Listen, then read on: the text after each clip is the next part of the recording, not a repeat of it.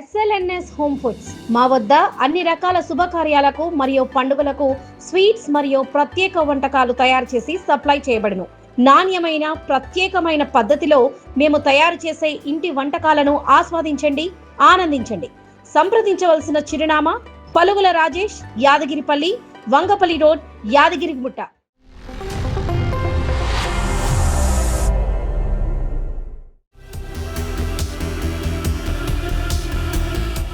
ఆలేరు మండలం రాఘవాపురం మాజీ ఎంపీటీసీ, అదేవిధంగా భువనగిరి ఎంపీ చామల కిరణ్ కుమార్ రెడ్డి గారి ప్రధాన అనుచరుడు, కాంగ్రెస్ పార్టీ కీలకమైన యువ నాయకుడు మరి ఆర్య ప్రశాంత్ గౌడ్ గారు మనతో ఉన్నారు. వారిని పలు విషయాలు అడిగి తెలుసుకునే ప్రయత్నం చేద్దాం. ప్రశాంత్ గారు నమస్కారం. ప్రస్తుతం స్థానిక సంస్థల ఎన్నికల హడావుడి మొదలైంది. ప్రభుత్వం కూడా రేపో మాపో ఎలక్షన్స్ తేదీని ప్రకటించడానికి సిద్ధంగా ఉంది, ఎలక్షన్లు నిర్వహించడానికి సిద్ధంగా ఉంది. ఈ నేపథ్యంలో మీ పార్టీ ఇటు ఆలేరు నియోజకవర్గంలో కానీ ఆలేరు మండలంలో కానీ అత్యధిక స్థానాలు ఎంపీటీసీ కానీ జెడ్పీటీసీ కానీ సర్పంచ్ కానీ గెలుచుకునే అవకాశం ఉందంటారు. దీనికోసం మీ పార్టీ ఏ విధంగా ఎటువంటి వ్యూహంతో ముందుకెళ్తుంది? ఇప్పుడు వచ్చేటటువంటి స్థానిక ఎలక్షన్లలో నియోజకవర్గం, ఈ రాష్ట్రంలోని ఆలేరు నియోజకవర్గం మాత్రం అత్యధిక స్థానాలను కైవసం చేసుకుంటుందని నేను ఖచ్చితంగా చెప్పగలుగుతా. ఎందుకంటే ఈ యొక్క నియోజకవర్గంలో బీసీ నాయకుడైనటువంటి బీర్ల ఐలన్న గారిని ప్రజలు గెలిపించుకోవడం జరిగింది. ఎమ్మెల్యే గారు ఇవాళ ఈ యొక్క నియోజకవర్గం కోసం, ఈ యొక్క ప్రాంతం అభివృద్ధి కోసం ఆయన చేస్తున్నటువంటి అభివృద్ధి కానివ్వండి, ఆయన చేస్తున్నటువంటి సంక్షేమ పథకాలు కానివ్వండి, ఇలా ఆయన ప్రతి గడప తట్టి ప్రతి వ్యక్తిలో ఇలా చిరస్థాయిగా నిలిచిపోయే విధంగా ఇలా ఆయన పనులు కానీ ఆయన చేస్తున్నటువంటి సేవలు ఉన్నాయి. కాబట్టి ఆయన ఎమ్మెల్యే గారు చేస్తున్నటువంటి సేవలు కానివ్వండి, ఇలా మా కాంగ్రెస్ పార్టీ ఇస్తున్నటువంటి పథకాలు కానివ్వండి, మా కాంగ్రెస్ పార్టీ చేస్తున్నటువంటి సంక్షేమాలు కానివ్వండి, ఈ అన్నిటి మీద ప్రజలు ఖచ్చితంగా కాంగ్రెస్ పార్టీకి వైపు ఉంటారని, మా స్థానిక ఎలక్షన్లలో కూడా ఎక్కువ స్థానాలను గెలిపించుకొని మాకు మంచి మెజార్టీ ఉంటుంది. మీరు మీ ఎమ్మెల్యే గారు బీర్ల ఐలయ్య గారు చాలా పెద్ద ఎత్తున అభివృద్ధి సంక్షేమ కార్యక్రమాలు చేస్తున్నారని మీరు అంటున్నారు. ఎమ్మెల్యే గారి ప్రస్తావన వచ్చింది కాబట్టి ఒక ప్రశ్న. అనేక సందర్భాల్లో ఎమ్మెల్యే గారి మీద అనేక రకాలైనటువంటి ఆరోపణలు వస్తున్నాయి. దీనికి మీ పార్టీ నాయకులు మీరు ఎట్లా స్పందిస్తున్నారు? దీనికి మీరు ఏమంటారు? అంటే ఆ ఎఫెక్ట్ ఏమన్నా స్థానిక ఎన్నికల్లో ఉండే అవకాశం లేదంటారా? ఆరోపణలు వస్తున్నాయంటే ఏదైనా ఇప్పుడు చెట్టుకు కాయలుంటే రౌతులు పడతాయి అన్నట్టు ఇవాళ ఎన్నడూ లేని విధంగా ఈ యొక్క నియోజకవర్గాన్ని అభివృద్ధి చేయడంలో ముందంజలు ఉన్నటువంటి వ్యక్తి బీర్ల ఐలన్న. నిన్న మొన్న మీరు చూస్తూ ఉన్నారు, ఈ యొక్క నియోజకవర్గంలో ఇందిరమ్మ ఇళ్లలో రాష్ట్రంలో మొదటి నియోజకవర్గంగా ఈ ఆలేరు నియోజకవర్గాన్ని తీసుకురావడం జరిగింది. అదేవిధంగా ఆయనకి ఏవైతే ఆయనపై వస్తున్నటువంటి ఆరోపణలు ఏవైతే ఉన్నాయన్నారు, గత 10 ఏళ్లలో టీఆర్ఎస్ గవర్నమెంట్ 10 ఏళ్లలో ఉన్నప్పుడు కూడా ఆయన బిజినెస్ చేసుకోవడం జరిగింది. అప్పుడు మళ్ళీ వాళ్ళ అధికారంలో ఉన్నప్పుడు అప్పుడు రానిది ఇప్పుడు ఎందుకు వస్తుంది అంటే, ఇప్పుడు ఆయన ఎమ్మెల్యేగా గెలిచి ప్రజలలో ఆదరణ ఓర్వలేక ఇలా ప్రతిపక్షాలు కుట్రతోని చేస్తున్నారు. అలాంటివన్నీ పట్టించుకోవాల్సినటువంటి అవసరం లేదు. ప్రజలకు తెలుసు ఐలయ్య అంటే ఏందనేది. వాళ్ళకు మేము జవాబు ఇచ్చేటువంటి పరిస్థితి కూడా లేదు. వాళ్ళు ప్రతిపక్షంగా ఓర్వక కొన్ని చేస్తూ ఉన్నారు. అంటే ప్రతిపక్షాల కుట్రనే అంటారా? ఇందులో మరి నిప్పులేందే పొగరాదు అంటారు. మరి ఏం లేకుంటేనే ఇన్నిసార్లు అనేక సందర్భాల్లో ఆరోపణలు రావడం. నిప్పులేందే పొగరాదు అంటే మరి 10 ఏళ్లలో కూడా ఆయన అప్పుడు సర్పంచ్గా ఉండి ఆ తర్వాత టీఆర్ఎస్ 10 సంవత్సరాల కాలంలోనే ఆయన బిజినెస్ చేసుకొని అభివృద్ధి చేయడం జరిగింది. మరి అప్పుడు ఏమైనా తప్పులు ఉంటే అప్పుడు అవపడాలి కదా. మరి అప్పుడు వాళ్ళ కళ్ళకు కనబడలేదా? మరి వాళ్ళ అసమర్థతనా లేకపోతే వాళ్ళకు ఏందనేది వాళ్ళకు ఉండాలి. ఇప్పుడు నియోజకవర్గంలో ఎమ్మెల్యే అయిన తర్వాత ఆయన చేస్తున్నటువంటి ప్రజాదరణ, ఇవాళ ఆయన చేస్తున్నటువంటి నీరు కానీ, నీరు తీసుకురావడం విషయంలో కానీ, ఇందిరమ్మ ఇళ్ళ విషయం కానీ, ప్రతి విషయంలో అంటే ఏ పార్టీలకు అతీతంగా ప్రతి ఒక్కరికి సమస్య తీర్చే విషయంలో ఆయన ముందంజలో ఉంటుండు. మరి అట్లాంటి వ్యక్తికి ఇలా ఈ ఆరోపణ అంటే ఇవన్నీ రాజకీయ కుట్రలని భావిస్తా ఉన్నాం. మీరు నీళ్లు తీసుకొస్తున్నారు అనే ఒక మాట అన్నారు. కానీ గత బీఆర్ఎస్ ప్రభుత్వం కాళేశ్వరం ప్రాజెక్టు నిర్మాణం చేయడం వల్ల కాళేశ్వరం ప్రాజెక్టు ద్వారా వచ్చిన నీళ్ళనే తీసుకొచ్చారు తప్ప మరి చెరువులు నియోజకవర్గంలో ఉన్నటువంటి అన్ని చెరువులను నింపారని మరి మీ ఎమ్మెల్యే గారు ప్రకటన చేశారు, మీ నాయకులు ప్రకటన గతంలో కాళేశ్వరం నీళ్ళని నింపారనేది వాళ్ళ యొక్క ఉద్దేశం. అవునా, గతంలో కూడా కాళేశ్వరం ఉన్నది 10 ఏళ్ళు. మరి సునీత ఎందుకు నింపలేకపోయింది? ఒక్క చెరువు కూడా ఈ నియోజకవర్గంలో నింపిన దాఖలా లేవు ఆమె. ఇలా మా ఐలన్న గారు వచ్చి సంబంధిత మంత్రి గారిని పట్టుకొని ఎంబడబడి ఇలా ఏమైనా కాలువలు కూడా పునరుద్ధరణ ఉంటే కూడా అవి కూడా సొంత డబ్బులతో చేసుకుంటూ ఇలా 100 నుంచి 130 చెరువులు నింపినటువంటి ఘనత మా ఎమ్మెల్యే గారి ఐలన్నది. ఎందుకంటే మరి ఆమె గతంలో కూడా కాళేశ్వరం నీళ్ళు అయినప్పుడు కూడా మరి ఆమె చేయొచ్చు కదా. ఆమె కనీసం సీఎం గారి దగ్గర పోయి అడిగేటటువంటి పరిస్థితి లేదు ఆమె పరిస్థితి. మీ యాదగిరి గుట్టకే అడ్డోల విషయంలో ఇంటి ముంగడ మెట్ల కాడ కూర్చొని నేను సీఎం చెప్పినా కానీ సీఎం చేస్తలేడు, నాతో చాతగా అని చెప్పి ఎత్తేసినటువంటి అసమర్థత ఎమ్మెల్యే అప్పుడు ఉన్నటువంటి మాజీ ఎమ్మెల్యే సునీత గారు. ఇవాళ మా ఐలన్న బాధాప్త సీఎం గారిని ఎన్నిసార్లు కలిసిండో మీరు చూస్తారు, ఇక్కడ ఉన్నటువంటి మంత్రులను ఎన్నిసార్లు ఈ నియోజకవర్గాన్ని తీసుకొచ్చారో మీరు చూస్తారు. అభివృద్ధిలో ఎక్కడ కూడా వెనకక పోకుండా ప్రజల కోసం 24/7 ఆయన పనిచేయడం జరుగుతూ ఉంది నియోజకవర్గంలో. మీ ఎమ్మెల్యే గారు మీ ప్రభుత్వం ప్రజల కోసము అభివృద్ధి కోసం నిరంతరం పనిచేస్తున్నారని మీరు అంటున్నారు. కానీ బీఆర్ఎస్ నాయకులు చెప్తున్నది ఏంటంటే మేము వేసిన శిలాఫలకాలకే మళ్ళీ శిలాఫలకాలు వేస్తూ మేము తెచ్చినటువంటి అభివృద్ధి కార్యక్రమాలనే కొనసాగిస్తున్నారు తప్ప కొత్తగా చేసింది ఏమీ లేదని వారు అంటున్నారు. దీనికి మీరేమంటారు? ఈ మంచి క్వశ్చన్ అడిగినా ఈ దరిద్రం ఏంటంటే 10 ఏళ్ళు రాజకీయం 10 ఏళ్ళు ప్రభుత్వంలో ఉన్నారు. 10 ఏళ్ళ ప్రభుత్వం చేయలేని పనులు ఎలక్షన్ ఉన్నాయనగానే దబా 1000 పనులకు శిలాఫలకాలు వేసారు. ఒక్క పని కూడా చేసింది లేదు, ఒక్క పని శాంక్షన్ చేసింది లేదు. ఏదో ఎలక్షన్ల ముంగట మళ్ళీ గెలవడం కొరకు 1000 పనులకు శిలాఫలకాలు వేసుకుంటూ పోయారు. మరి ఎక్కడ శాంక్షన్ అయింది లేదు, ఎక్కడ ఆ పని లేదు. మరి మా అన్నగారు శాంక్షన్ చేసుకొచ్చి బాధాప్తా ఇలా పనులు చేయడం జరుగుతూ ఉన్నది. నేను ఉదాహరణ చెప్తున్నాగా, ఆమె ఆలేరు అండర్ పాస్ ఉన్నది, మీరు చూస్తూ ఉన్నారు. చాలా మంది రైతులు ఇవాళ చాలా మంది అక్కడ ఉన్నటువంటి పట్టణ ప్రజలు చాలా ఇబ్బంది పడ్డారు. ఆమె మొదలు పెట్టింది ఎక్కడ ఉంగడు అక్కడ ఇచ్చిపోయింది. అక్కడ ఉన్నటువంటి ఆ మురికి కానీ అక్కడ ఉన్నటువంటి రాకపోకలకు కానీ అన్ని విధాలుగా అక్కడ ఉన్నటువంటి ప్రజలు ఇబ్బంది పడ్డారు.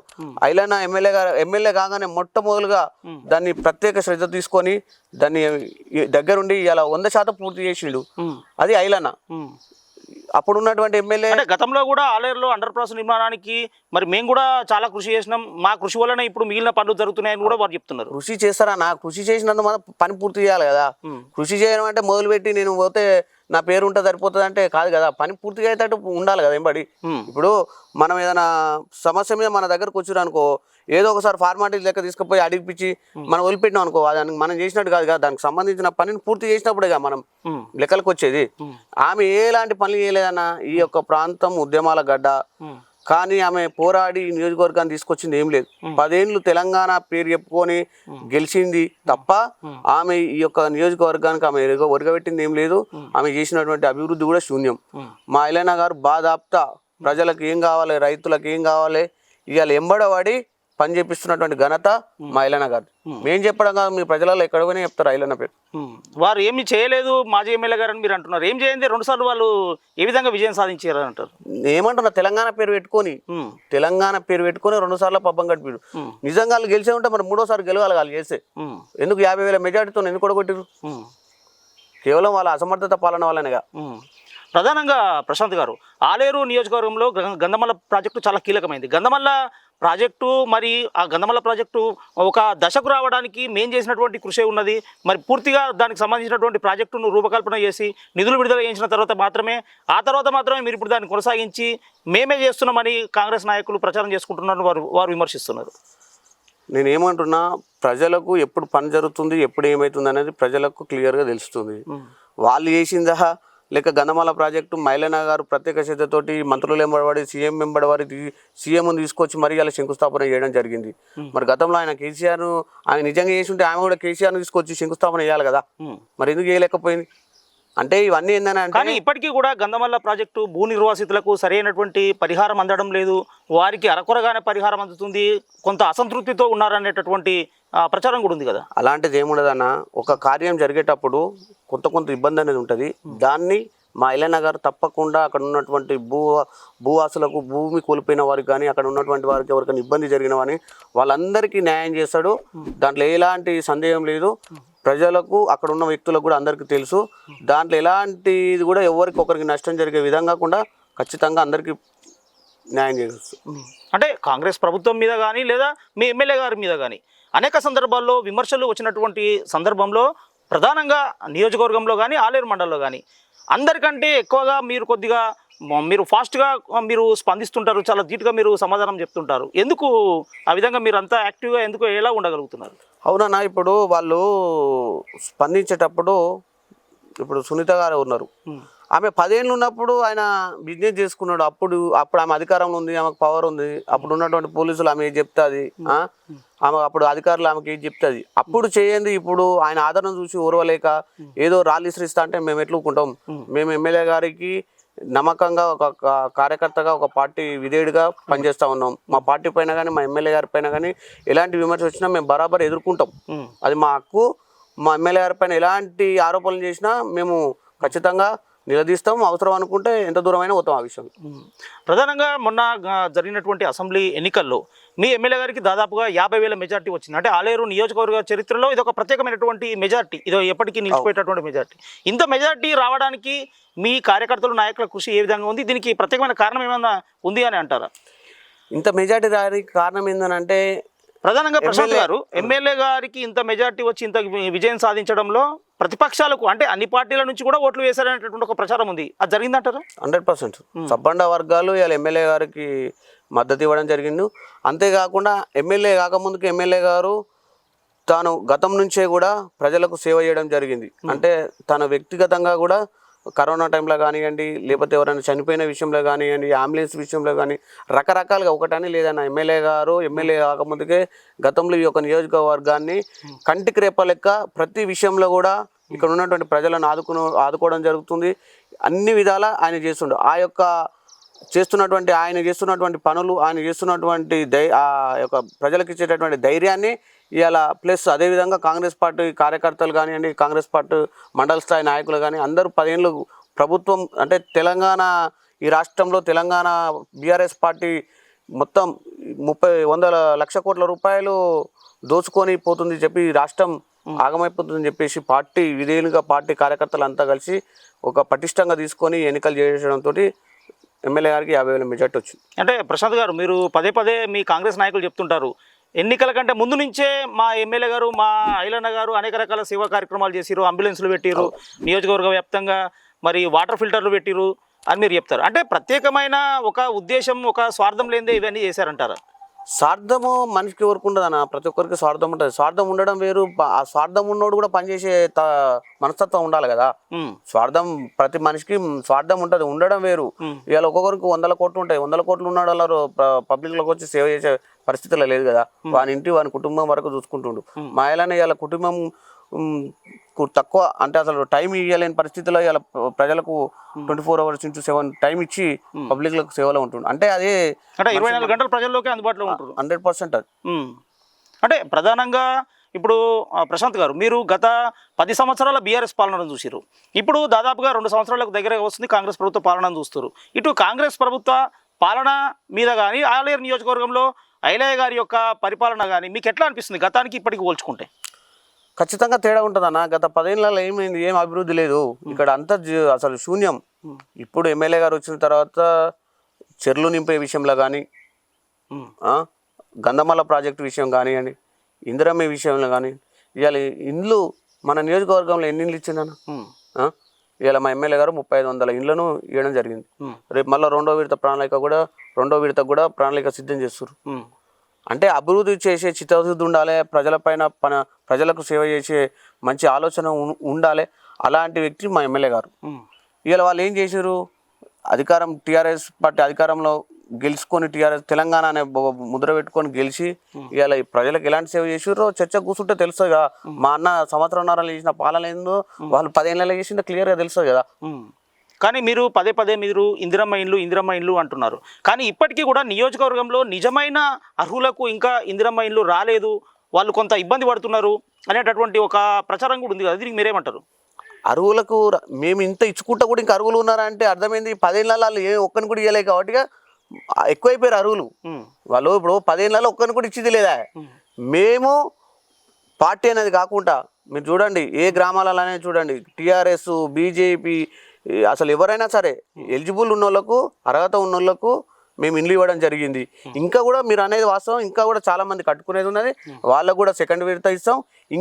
ఇంకా కూడా ఈ 3-4 ఏళ్ళలో మా ప్రభుత్వం ఉన్న రోజులలో మొత్తం ఇందిరమ్మ ఇండ్లతోని ప్రతి ఒక్క పేదోడికి గుడిసె నుండి బంగళాకు వచ్చే విధంగా మా ఇందిరమ్మ ఇల్లు కట్టుకునే విధంగా మా పార్టీ మా నాయకులు పనిచేస్తారు. కానీ ప్రశాంత్ గారు, ప్రధానంగా ఇందిరమ్మ ఇండ్ల విషయంలో మీ పార్టీ ఎమ్మెల్యే కానీ, మీ పార్టీ ప్రభుత్వం, మీ పార్టీ నాయకులు కానీ ఖచ్చితంగా గ్రామాల్లో మీ పార్టీకి సంబంధించిన వాళ్ళ పేర్లే సూచిస్తున్నారు. మిగిలిన ప్రతిపక్షాలకు సంబంధించిన పార్టీ వాళ్ళు అర్హులు ఉన్నా కూడా వాళ్ళని పక్కన పెడుతున్నారు అనేది ఒక విమర్శ ఉంది. దీనికి మీరేమంటారు? ఇక వాళ్ళ విమర్శన ఎట్లుంటుంది అన్న అంటే, వాళ్ళు చేయరు, చేసేటోని మీద రాయిశ్రేయానికి సిద్ధంగా ఉన్నారు వాళ్ళు. మీరు నిజంగా ఎక్కడెందుకు, మా రాఘపురం గ్రామం ఉంది, నాకు 20 ఇండ్లు వచ్చినాయి నా గ్రామానికి. నా గ్రామంకు రండి, మీకు లైవ్ చూపిస్తా. ఏ టీఆర్ఎస్ ఇంటికైనా పోయి అడగండి, మనం మొత్తం కాంగ్రెస్ వాళ్ళకి ఇచ్చినామా, మనం మొత్తం అంతా సబ్బండ అంటే ఆడ ఉన్నటువంటి ఎవరైతే ఎలిజిబుల్ వాళ్ళకి ఇచ్చినామా, మీరు ఆడ మా టీఆర్ఎస్ నాయకులను అడుగుతూనే చెప్తారు. అలా దాచుడు ఎందుకు, ముఖాముఖి రేపు రండి, మీకు మా ఊర్లోనే చూపిస్తా. అంటే భవిష్యత్తులో మీ పార్టీకి వారు అనుకూలంగా మారేటట్టు చేసుకొని, లేదా మీ పార్టీలోకి రమ్మని ఆహ్వానించి ఆ విధంగా కమిట్మెంట్ అయితేనే మీరు ఎట్లా ఇస్తున్నారన్న విమర్శలు కూడా. ఏ ఒక్కరు కూడా మేము ఇల్లు ఇస్తాం మా పార్టీలకు రాని ఏ ఒక్కరు కూడా అన్నా మేము దేనికైనా సిద్ధం లేదు. వాళ్ళు ఒక్క ఇల్లు ఇచ్చి మేము గతంలో ఇల్లు ఇచ్చినాం, ఈ కుటుంబానికి మేము నిలబడ్డాం అని చెప్పేసి ఆ యొక్క ప్రతిపక్ష పార్టీలు ఎవరున్నా వాళ్ళని రమ్మనండి ముందుకు. వచ్చే స్థానిక ఎన్నికల్లో మాకు సహకరించండి, మీకు అర్హులైన వారికి, మీకు మిగిలిన పార్టీల వారికి సంబంధించి అయినా వాళ్ళకు మేము ఇల్లు ఇస్తాం అనేటటువంటి ఒక లోపాయకారి ఒప్పందం మీరు చేయడం లేదా అంటే మీరేమంటారు?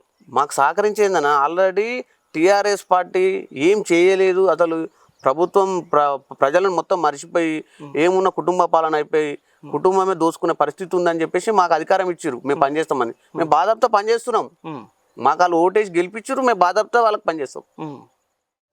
Like and subscribe.